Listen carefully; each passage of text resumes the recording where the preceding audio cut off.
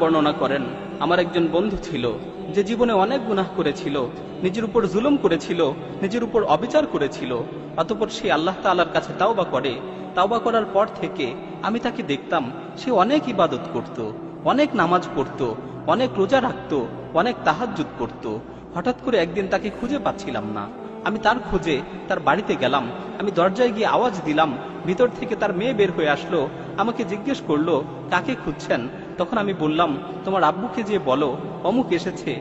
অতঃপর আমাকে ভিতরে আসতে বলা হলো। আমি ভিতরে প্রবেশ করলাম। আমি দেখলাম সে বাড়ির মাঝখানে শুয়ে আছে। তার চেহারা বিকৃত হয়ে গেছে, তার চোখগুলো বড় বড় হয়ে গেছে। তখন আমি তার এই অবস্থা দেখে বললাম, হে আমার ভাই, আমার ভয় হচ্ছে। হে আমার ভাই, তোমার এই অবস্থা দেখে আমার ভয় হচ্ছে। তুমি বেশি বেশি করে লা ইলাহা ইল্লাল্লাহ বলতে থাকো। এ কথা শুনে সে অনেক কষ্ট করে আমার দিকে তাকালো, অতঃপর বেহুশ হয়ে গেল। যখন তার